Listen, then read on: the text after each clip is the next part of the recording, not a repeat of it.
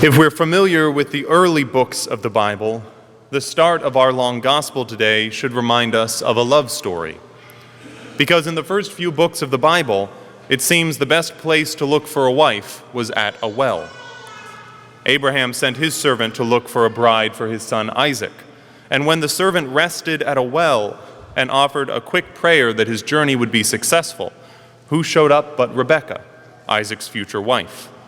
Rebekah drew water for the servant, and the rest is history. The pattern continued in the very next generation. Isaac and Rebekah's son Jacob would meet his wife Rachel at a well, and this time he drew water for her. In the next book, Exodus, Moses is journeying to Midian. He encountered 7 women at the well, defended them, and drew water for them. One of them was Zipporah, his future wife. So when we hear that Jesus stopped at a well on a journey, met a woman and asked her for a drink, I think we should be thinking romance. But to John's Jewish readers, there was a problem that the woman herself picked up on. This woman was a Samaritan. While we mostly associate the Samaritans with virtue because of the parable of the Good Samaritan, at that time, as far as the Jews were concerned, the Samaritans were as bad as the Gentiles or worse.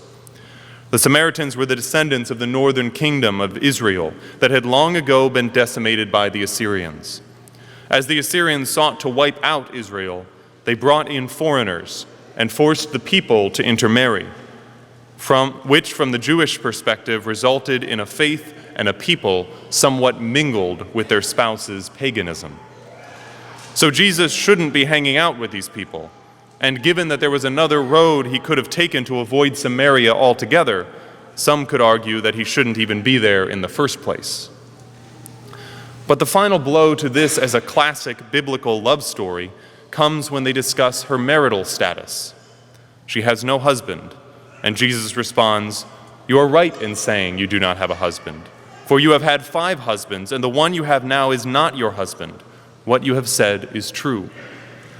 While this is still very much a personal encounter and conversion, we should also now see that it is about something much bigger than this woman's story. These multiple marriages are like Samaria's intermarriages with pagan groups, and the lack of a true husband shows that this is not a love story between a Jewish man and a Samaritan woman, but it is a love story between God and the Samaritan people, who have long ago been separated from him. The Samaritans only held the first 5 books of the Bible to be canon. So for them, the Messiah was not going to be a new David as much as he was going to be a new Moses.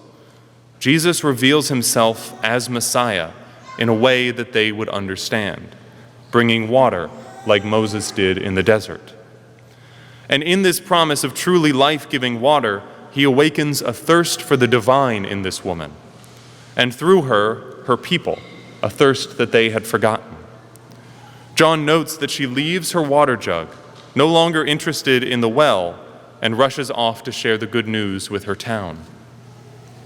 Now, Jesus is only hinting at this gift of water and at the coming form of worship that will fulfill all Old Testament worship.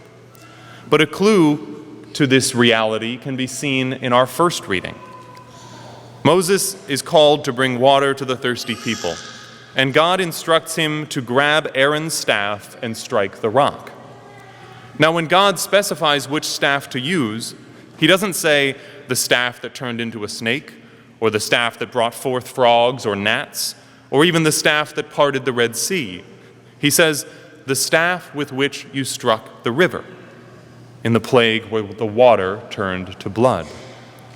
First blood, and then water, from the same staff.